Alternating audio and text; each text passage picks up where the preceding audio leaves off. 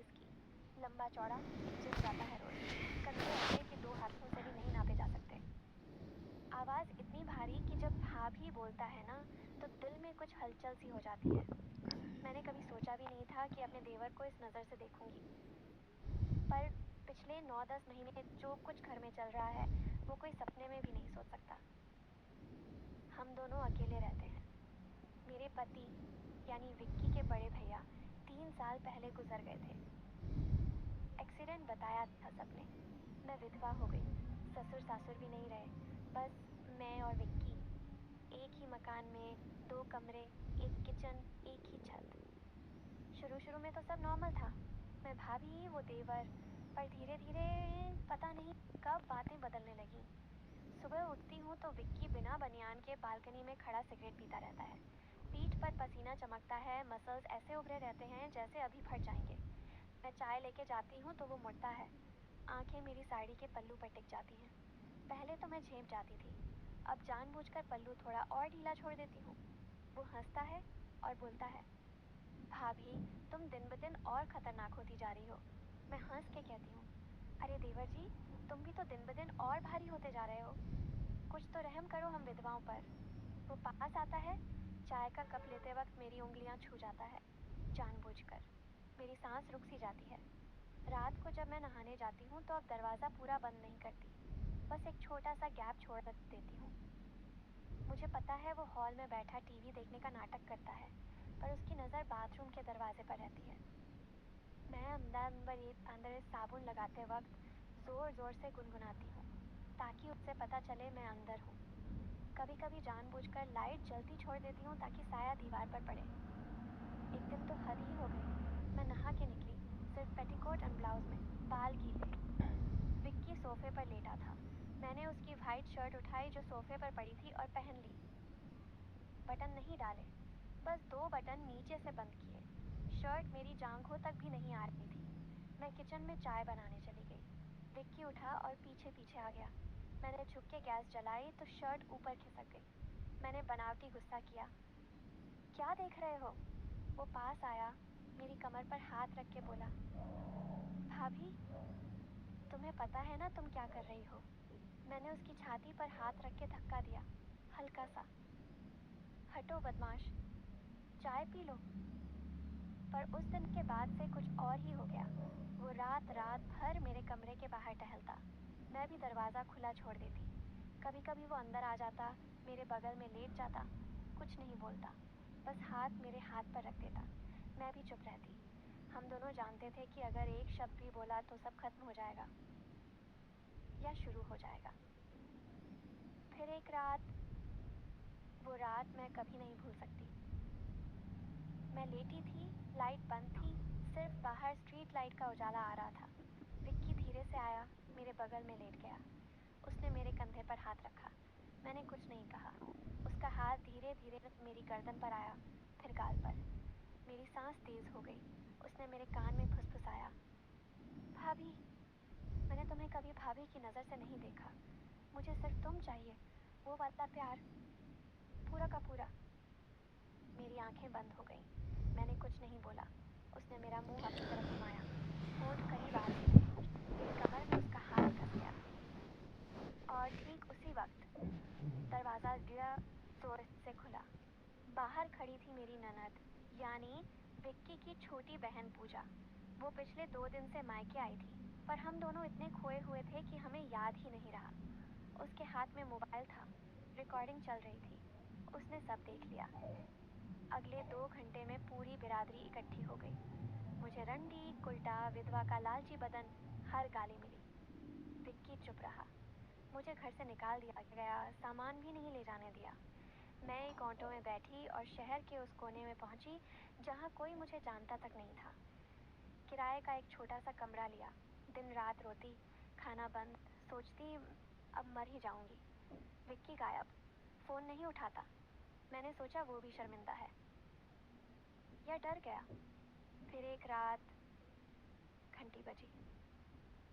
मैंने रोते हुए दरवाज़ा खोला। सामने खड़ा था विक्की, हाथ में एक पेन ड्राइव, आंखें लाल। उसने घुटने पर बैठते हुए कहा, भाभी अब पूरा सच सुन लो, रोना बंद करो। वो अंदर आया। मैं अब भी रो रही थी। उसने पेन ड्राइव मेरे हाथ में दी और बोला, ये देखो, और फिर मुझे गाली देना। मैंने लैपटॉप खोला। उसमें ढेर सारी वीडियो थी, मेरे नहाते वक्त की, पल्लू गिराते वक्त की, रात को बेड पर लेटे हुए हम दोनों की, सब कुछ। मैं चीख पड़ी, ये तूने बनाई? वो बोला, हाँ, मैंने बनाई। और पूजा को पैसे देके कहा था कि ठीक उसी वक्त दरवाज़ा खोलना जब मैं तुम्हारे सबसे करीब आऊँ। सब प्लान था भाभी, सब। मैंने उसका कॉलर पकड़ लिया। क्यों किया तूने ऐसा? वो रोने लगा। बोला, क्योंकि तुम्हारी जान को खतरा था। तुम्हारा पुराना बॉयफ्रेंड राजू, वो तुम्हें मारने वाला था। उसने भैया का एक्सीडेंट नहीं होने दिया था, कत्ल किया था। मुझे सारे प्रूफ मिल गए थे। वो पिछले 1 साल से तुम्हारे पीछे पड़ा था। मैंने उसे मैसेज किया, अब राधा मेरी है। ये वीडियो देख, अगर जिंदगी प्यारी है तो हमेशा के लिए गायब हो जा। उसने वीडियो देखे, डर गया। आज वो देश से बाहर है, कभी लौटने की हिम्मत नहीं करेगा। मैं सन्न रह गई। वो बोला, पर तुम्हें सच कभी नहीं बताना था, इसलिए मैंने खुद को और तुम्हें दुनिया की नज़रों में गिरा दिया ताकि तुम सुरक्षित रहो। मैंने सोचा था तुम मुझे हमेशा के लिए गाली देती रहोगी, पर तुम जिंदा रहोगी। मैं कुछ बोल नहीं पाई, बस उसे गले लगा के रोने लगी। उस रात हम दोनों रोते रहे, पर इस बार खुशी के आंसू थे। आज हम फिर उसी घर में हैं। दुनिया आज भी मुझे गाली देती है, पर हमें कोई फर्क नहीं पड़ता, क्योंकि हम जानते हैं जो बाहर से सबसे गंदा लग रहा था वही सबसे पवित्र था। मैं कुछ बोल नहीं पाई, बस उसे गले लगा के रोने लगी। उस रात हम दोनों रोते रहे, पर इस बार खुशी के आंसू थे। फिर विक्की ने मेरे कानों में बहुत धीरे से कहा, भाभी, एक आखिरी सच और बाकी है। वो सुनने के बाद तुम चाहो तो मुझे गोली मार देना। मैं हटी, उसका चेहरा देखा। उसकी आंखें अब भी गीली थीं, पर अब उनमें डर था। मैंने पूछा, अब और क्या बचा है विक्की? वो ज़मीन पर बैठ गया, हाथ जोड़ लिए। बोला, भाभी, राजू ने भैया का कत्ल नहीं किया था, मैंने किया था। मेरा दिल एकदम रुक सा गया। मैं पीछे हटी, मेरी पीठ दीवार से टकराई। वो रोते हुए बोला, 3 साल पहले जब भैया जिंदा थे, मैं सिर्फ 26 का था। मैं तुम्हें देखता था, रोज़ देखता था। भैया के सामने हंसती थी तुम, मेरे सामने आंखें झुका लेती थी। मुझे पता था तुम्हें भी कुछ कुछ लगता है, पर भैया थे ना, बीच में दीवार। एक रात मैंने भैया को शराब पिलाई, बहुत पिलाई। फिर उनकी गाड़ी में ब्रेक फेल कर दिया। सुबह न्यूज़ आई कि एक्सीडेंट हो गया। सबने कहा किस्मत, पर मैं जानता था मैंने किया ताकि तुम मेरी हो सको। मैं चीखी नहीं, बस खामोश हो गई। वो आगे बोला, राजू को मैंने ही फंसाया था। उसका तुमसे पुराना अफेयर था ना, मैंने उसी को इस्तेमाल किया। प्रूफ बनाए, धमकी दी, सब मेरे प्लान का हिस्सा था। पिछले 9 महीने जो फ्लर्टिंग, जो वीडियो, जो पूजा का आना, सब मैंने इसीलिए किया ताकि तुम मेरे साथ रहने को मजबूर हो जाओ। तुम्हें कभी कोई खतरा नहीं था भाभी, खैर मैं था।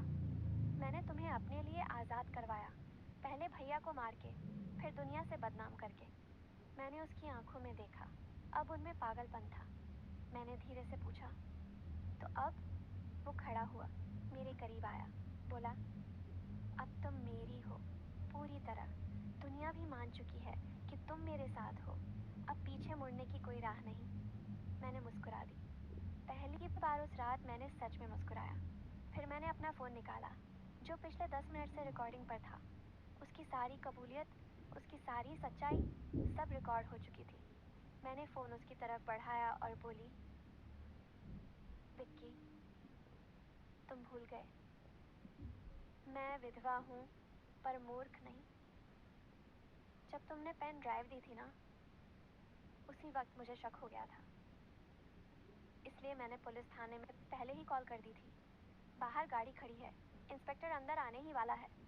दरवाज़ा खुला, 2 पुलिस वाले अंदर आए।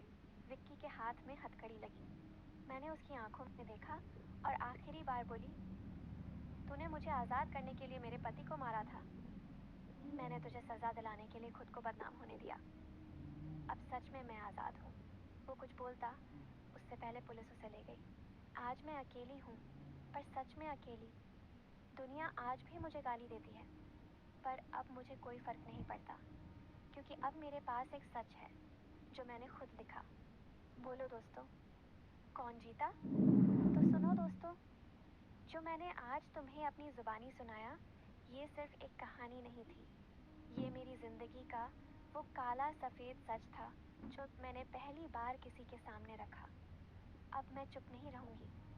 अब हर हफ्ते ऐसी ही एक सच्ची सी लगने वाली कहानी जो दिल को हिला दे, दिमाग को चकरा दे और अंत में सच का वो तमाचा मारे कि तुम रात भर सो न सको, वो मैं तुम तक पहुंचाती रहूँगी। नाम रखा है मैंने अपनी इन कहानियों का, गीता की गुप्त कहानियाँ। अगर तुम्हें आज का ये झटका पसंद आया, अगर तुम भी चाहते हो कि हर बार मैं तुम्हारे लिए ऐसा ही तूफान लाऊं, तो अभी नीचे लाल वाला सब्सक्राइब बटन दबा दो, घंटी को ऑल पर कर दो और इस वीडियो को लाइक और शेयर कर दो अपनी हर उस दोस्त के साथ जिसे लगता है कि वो सच झेल सकता है, क्योंकि अगली कहानी उससे भी ज़्यादा खतरनाक